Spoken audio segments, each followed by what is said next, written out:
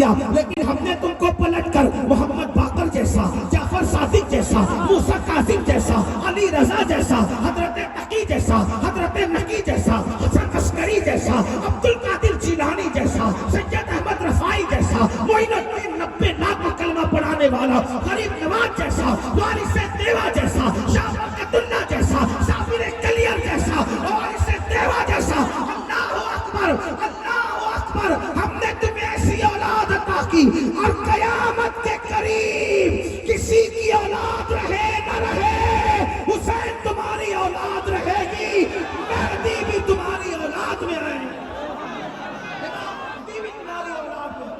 تو بات اس کر رہا تھا، اللہ کی راہ میں جو چیز دی جاتی اللہ اس سے بڑھ کے دیتا ہے. اس لیے اللہ کی راہ میں دینے والے بنو. وقت بھی دو، مال بھی دو، جان بھی دو. آپ ڈرے نہیں، میں کوئی چندے کا اعلان نہیں کروں گا، اس لیے کہ یہ تمہید تو چندہ مانگنے سے پہلے کی جاتی، لیکن یہ چندے کی محفل نہیں. مگر حقیقتاً کہہ رہا ہوں، زکوٰۃ چور ہو گیا آج مسلمان، زکوٰۃ چور. اس لیے لوگ اس کا مال لے کے بھاگ رہے ہیں. اس کے مال کو تباہ اس لیے ہے، فسادات میں دکانیں ان کی جلتی ہے جو زکوٰۃ نہیں دیتی. ہاں، اگر زکوٰۃ دے تو پوری دیانتداری کے ساتھ تو غربت کا بھی خاتمہ ہو، اپنا مال بھی محفوظ ہو. بہرحال تو یہ بات میرا عنوان زکوٰۃ نہیں، لیکن بات نکل آئی تو قارون کی شان کی. توجہ فرمائے بھائی، آپس میں بات نہیں جانے دیں گے. بہت دیر نہیں بولنا ہے. ادھر دوسرے شریف ایک بار درود شریف پڑھ لیں. اللہم صلی علی وسلم دائما ابدا علی حبیبک خیر. یہاں کوئی پیسہ لے کر یہاں نہیں آئے گا، یہاں کوئی پیسہ لے کر نہیں آئے گا. دیکھو آپ لوگ نذرانہ دیتے ہو، نذرانہ لینا اور دینا دونوں سنت ہیں. اور جو گھمنڈ اور تکبر کے طور پہ نذرانہ لینے سے منع کرے گا، اس پر ایک وقت ایسا آئے گا کہ وہ مانگے گا تو بھی لوگ اس کو نہیں دیں گے. تو اس لیے میں منع نہیں کر رہا ہوں، آپ کو نذرانہ دینا ہے. تکلیف ڈسٹرب ہوتی ہے، تو میرا اپنا طریقہ یہ ہے کہ آپ نذرانہ بات پسند آئے تو ضرور دیجیے. اس کا طریقہ یہ ہے کہ آپ کی 2 جیب ہوگی، ایک جیب ادھر سے نکالیے، ادھر کی جیب میں رکھیے، یا شرٹ کی جیب سے نکالیے، پینٹ کی جیب میں رکھیے. آپ کو کرنا یہ ٹھیک ہے، اور جتنے رکھ سکتے اتنے رکھ لیجیے. پھر اس کے بعد صبح جب ہو تو فجر کی نماز اپنے محلے کی مسجد میں ادا کیجیے، اور میری طرف سے اور آپ کی طرف سے وہ پورا نذرانہ اپنی مسجد کے امام صاحب کو لے جا کے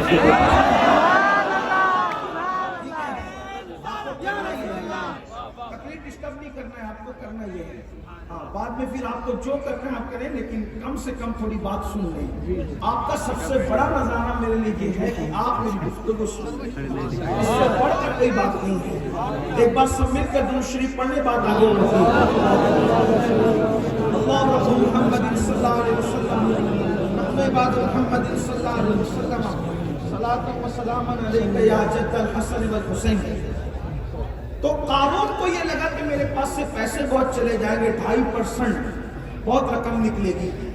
اس نے کیا کیا، اپنی زکوٰۃ بچانے کے لیے ایک فاحشہ زانیہ نچنے عورت کے پاس گیا، بدکار عورت کے پاس، اور جا کر کے اس سے کہا کہ صبح محفل جمے گی. دیکھو مال کی محبت انسان کو کتنا گمراہ کرتی ہے. وہ قارون کہاں توریت کا قاری تھا، اور دولت کی محبت میں گرا کتنا. اس سے پتا چلا کہ مال اور دولت کی محبت یہ برائیوں کی جڑ ہے، جڑ. آج بھائی بھائی کا قتل نہ کرتا اگر دولت کی محبت دل میں نہ ہوتی. ایک بھائی دوسرے بھائی پہ کیس نہ کرتا اگر دولت کی محبت دنیا میں نہ ہوتی. ایک پڑوسی دوسرے پڑوسی کی جان کا دشمن نہ بنتا اگر دولت کی محبت دنیا میں نہ ہوتی. مال کی محبت دلوں سے نکال دو، مال کو تجوریوں میں رکھو، مال کو جیب میں رکھو، مال کو دل میں مت رکھو.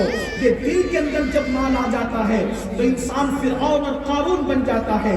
مال کماؤ بھی، مال جماؤ بھی، مال پہ عیش بھی کرو، لیکن مال کی محبت دنیا میں اپنے دل میں پیدا مت ہونے دو، دل میں اللہ رسول کی محبت رکھو۔ اللہ اکبر۔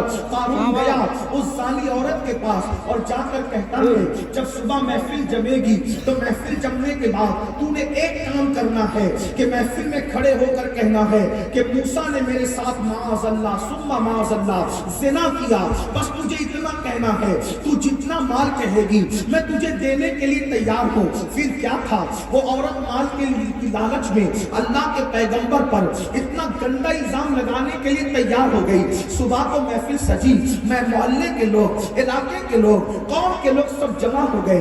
جمع ہونے کے بعد اللہ کے پیغمبر موسیٰ علیہ السلام نے کہا اللہ کا حکم ہے کہ زکات دینے والوں زکات جمع کرا دو۔ تو اللہ اکبر، اس سے پہلے کہ زکات کا عنوان آگے بڑھتا، قارون کھڑا ہو کر کے کہتا ہے اے موسیٰ مجھے ایک مسئلہ پوچھنا ہے۔ حضرت موسیٰ نے کہا کیا پوچھنا چاہتے ہو؟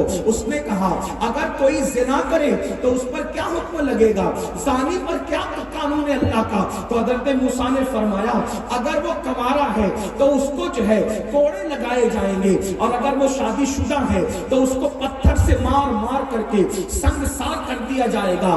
اس کے بعد اس نے عورت کو اشارہ کیا، کیونکہ حضرت موسیٰ کی شادی ہو چکی تھی، آپ کو عورت کو اشارہ کیا، وہ عورت کھڑی ہوئی، اور کھڑی ہونے کے بعد اس نے کہا یہ کیا کہتی ہے؟ سب دم بخود ہو گئے، کیونکہ حضرت موسیٰ کا کردار جانتے تھے، حضرت موسیٰ کا کردار پتا تھا۔ اللہ کا نبی وہ ہوتا ہے ہر زمانے میں خدا کا نبی نسب کے اعتبار سے، کردار کے اعتبار سے، بول چال کے اعتبار سے، خاندان اور قبیلے کے اعتبار سے، گفتار اور رفتار کے اعتبار سے بے مثل بے مثال ہوتا ہے ہر نبی۔ اللہ کے پیغمبر کو کہا یہ عورت کیا کہتی ہے؟ وہ عورت کھڑی ہوئی، حضرت موسیٰ نے کہا کیا کہتی ہے؟ اور یہ کہہ کر آپ نے نظر ڈالی تو اس کا پورا وجود کانپ گیا۔ فرمایا کیا کہتی ہے؟ تو اس عورت نے کہا موسیٰ میں کچھ نہیں کہتی، اس نے زکات بچانے کے لیے کل رات مجھے پیسوں کی لالچ دی تھی، دولت کی لالچ دی تھی تاکہ میں زنا کا الزام آپ پر لگاؤں، لیکن آپ کا چہرہ دیکھ کر میری ہمت نہیں ہوتی کہ میں اتنا گندا الزام آپ پہ لگاؤں۔ حضرت موسیٰ کی نظریں اٹھ گئی آسمان کی طرف، جس نے اپنی زکات بچانے کے لیے مجھ پہ زنا کا الزام لگانے کی کوشش کی، اس کی سزا کیا ہوگی؟ اللہ نے فرمایا آپ کا اختیار موسیٰ، آپ کا اختیار، جو چاہے اس کو سزا دیں۔ حضرت موسیٰ نے زمین سے کہا اے زمین اس کو دھسانے اپنے اندر۔ جب قارون زمین میں کمر تک دھسا، یہ دولت کی نحوست ہے، کمر تک دھسا تو کہنے لگا موسیٰ میرے قبضہ، میری دولت میں قبضہ کرنے کے لیے کتنا خوبصورت بہانہ تم نے نکالا، مجھے زمین میں دھسا رہے ہو۔ اللہ کے پیغمبر نے کہا رک جا زمین، اب اس کی جتنی تجوریوں کا مال ہے وہ سب اس کے سر پہ رکھ دیا جائے تاکہ یہ الزام نہ رکھے کہ میں قبضہ کر لوں گا۔ فرشتوں نے اس کا سارا مال اس کے سر پہ رکھا، ابھی تو اکیلے دھس رہا تھا، ابھی مال کا وزن لے کر کے حضرت موسیٰ نے کہا دھسا۔ جب زمین کو کہا دھسا، زمین دھساتی رہی۔ موسیٰ علیہ السلام نے کہا دھسا، دھساتی رہی۔ موسیٰ دنیا میں رہے، قارون دھستا رہا۔ موسیٰ دنیا سے چلے گئے، قارون دھستا رہا، حتیٰ کہ حضرت موسیٰ علیہ السلام کے دنیا سے جانے کے بعد کم و بیش 2000 سال تک کے قارون دھستا رہا، دھستا رہا، دھستا رہا۔ لیکن ایک دن آیا، اللہ اکبر، ربیع الاول کی 12ویں شب طلوع ہو چکی تھی، اور اس وقت صبح صادق کے قریب آمنہ کا لال عبداللہ کا در یتیم، تمہارے اور میرے آقا جب اس دنیا میں 12 ربیع الاول کی صبح حضرت آمنہ کے گھر آتے ہیں، حضرت سعید اعزاز کامتوی کہتے ہیں دیکھو کون آئے ہیں، آمنہ کے آنگن میں رحمتوں کے سائے ہیں، آمنہ کے آنگن میں پاؤں پاؤں چلتے تھے، مصطفیٰ فرشتوں نے اپنے پر بچھائے ہیں، آمنہ کے آنگن میں ایک اچھے کی خاطر، سب سے اچھے کی خاطر اچھے اچھے آئے ہیں۔ آمنہ کے آنگن میں حضرت آمنہ کہتی ہے اب ذرا اپنے نبی کی شان سنو، آپ نے 5 تن کا عنوان دیا ہے، میں پہلا تن پڑھنے لگا ہوں، اپنے نبی کی شان شان سنو. حضرت آمینہ کہتی ہے جب میرے شہزادے محمد کی آمد ہوئی تو میرے گھر کی چھت کھل گئی اور ستارے میرے سر تک آ کے جھکنے لگے. ایسا لگتا تھا جیسے مجھ پہ گر پڑیں گے, لیکن ستاروں سے آواز آتی تھی الصلاۃ والسلام علیک یا رسول اللہ.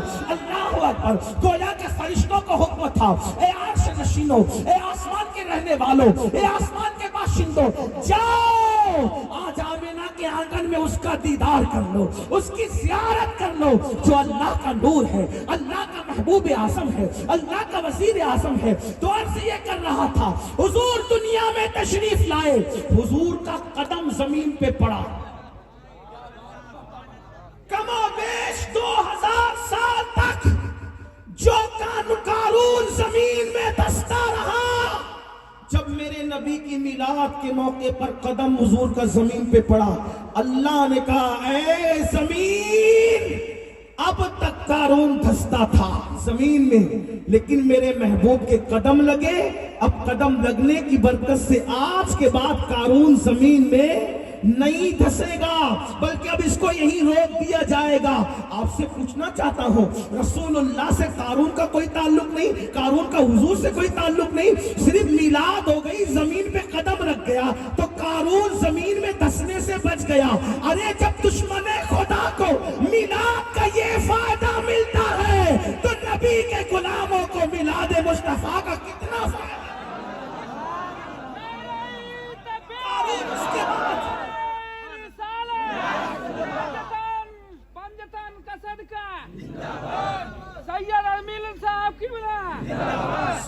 جیتے رہو, اللہ سلامت رکھے. اللہ الفاظ نہیں دیکھتا, اللہ تو نیتیں دیکھتا. آپ کو بھی صدقہ دے, مجھے بھی صدقہ دے. تو حضور کے قدموں کی, یہ میرے نبی ہے, نبی کی شان ہے. قدم رکھا زمین پہ, میلاد کی شب پیدا ہوئے, قارون کا دھسنا بند ہو گیا, دریائے ساوا خشک ہو گیا, دریا خشک ہو گیا. جتنے بادشاہ تھے سب کے تخت اوندے ہو گئے. ملک شام میں کسرا کے ملک شام کے محلات سیدہ آمینہ نے اپنی آنکھوں سے دیکھا. مکے میں بیٹھے بیٹھے کعبہ حضرت آمینہ کے گھر کی طرف جھک گیا. حضرت جبریل نے جھنڈے نصب کیے. یہ نبی کی شان, اور اپنے نبی کی شان کیا, اپنے نبی کا مقام کیا, اپنے نبی کا مرتبہ کیا.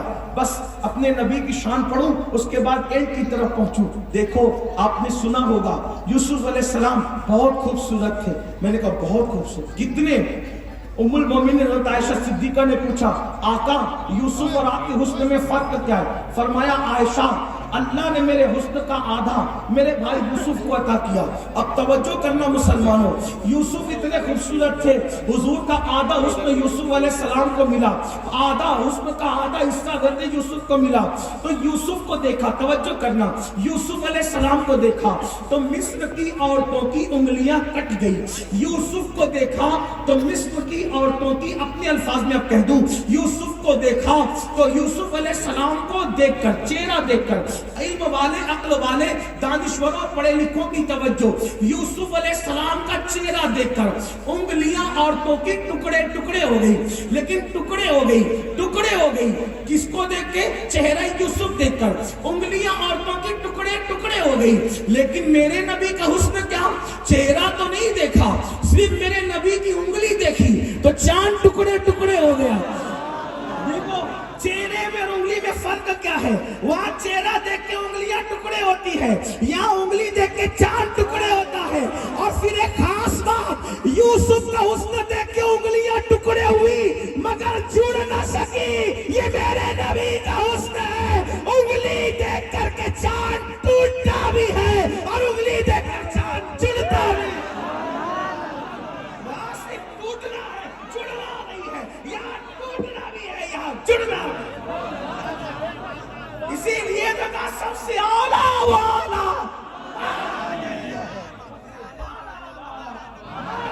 یہ اپنے نبی کی شان ہے. آپ نے دیکھا حضرت موسیٰ علیہ السلام نے قارون کو دھسایا. ابھی سنا پوری تفصیل, بہت لمبی کر دی میں نے بیان تاکہ آپ کو سمجھ میں آئے. میلاد نبی کی, موسیٰ علیہ السلام نے دھسایا. توجہ, لیکن اس نے عذر کیا، منظور نہ ہوا، ٹھیک، دھسایا، نکالا نہیں، لیکن میرے نبی نے دھسایا بھی ایک کو۔ حضور ہجرت میں، ہجرت کے لیے چلے، ہجرت کے لیے، تو سراقہ ڈھونڈتے ڈھونڈتے آ گئے مال اور سونے کی محبت میں۔ حضور نے دیکھا سراقہ ہے، کہا زمین دھسا اس کو۔ موسیٰ نے بھی دھسایا، میرے نبی نے بھی دھسایا۔ فرق کیا ہے؟ اس نے عذر کیا، منظور نہ ہوا، دھس۔ لیکن جب سراقہ کو دھسایا، سراقہ نے کہا معافی، اب نہیں کروں گا۔ حضور نے کہا نکال دے۔ موسیٰ دھساتے ہیں، بڑا معجزہ ہے، لیکن صرف دھساتے ہیں۔ میرے نبی کا اس سے بڑا معجزہ، وہ دھساتے بھی ہیں اور نکال بھی دیتے ہیں۔ نبی کی شان دیکھو، فرمایا سراقہ سونے کی لالچ میں آئے ہو، میں تو تیرے ہاتھوں میں کسرا کے کنگن دیکھ رہا ہوں۔ توجہ کریں، کسرا کے، کسرا کہتے فارس کا، ایران کے بادشاہ کا لقب تھا کسرا۔ توجہ کرنا، کسرا کے کنگن دیکھ رہا ہوں۔ ارے کوئی کہہ سکتا تھا حضور آپ اکیلے جا رہے، ایک ساتھی کو ساتھ لیں گے؟ یار غار ابو بکر صدیق افضل البشر بعد الانبیاء بالتحقیق، صدیق اکبر کو لے کے اکیلے جا رہے تھے؟ صحیح، کوئی کہہ سکتا تھا ابھی تو آپ کے وطن والوں نے آپ کو نکال دیا، آپ اکیلے جا رہے۔ اور اتنی بڑی بات کہ کسرا کے کنگن، مطلب کیا؟ اے سراقہ سونے کی لالچ میں واپس جا، ایک وقت آئے گا کسرا فتح ہوگا، ایران فتح ہوگا، اور ایران کا بادشاہ کسرا، اس کے کنگن اتارے جائیں گے اور وہ تیرے ہاتھ میں پہنائے جائیں گے۔ قربان جائیں مسلمانوں، پھر حضرت سراقہ مسلمان ہو گئے۔ اور پھر سوچئے تو صحیح، حضور کی ظاہری حیات میں ایران فتح نہیں ہوا، صدیق اکبر کی ظاہری حیات میں بھی ایران فتح نہیں ہوا، لیکن جب فاروق اعظم کا دور آیا تو سراقہ بہت بیمار پڑ گئے۔ ایک خاص بات عرض کروں گا آگے بڑھنے سے پہلے، سراقہ بہت بیمار پڑ گئے۔ دیکھو آج مسلمانوں کو اپنے نبی کی بات پر یقین نہیں ہے جیسا ہونا چاہیے۔ اگر ڈاکٹر کہہ دے شوگر ہوئی ہے، میٹھا چھوڑ دے، پیٹا چھوڑ دیتے ہیں، کیوں؟ جان بچانے کے لیے۔ رسول اللہ نے فرمایا نشہ چھوڑ دے، کتنے لوگ چھوڑ رہے ہیں؟ آقا نے فرمایا داڑھی منڈانا چھوڑ دے، کتنے لوگ چھوڑ رہے ہیں؟ اللہ اکبر۔ داڑھی کے فائدے اگر گنوانے لگوں ایک مستقل تقریر اسی پر ہوگی، لیکن ایک بات آپ کو بتاؤں، ایک سائنسداں کہتا ہے کہ جو ایک مشت داڑھی رکھتے ہیں اس کو کبھی گلے کا کینسر نہیں ہوتا۔ اس کی وجہ یہ ہے کہ جو جراثیم انسان کے گلے پہ حملہ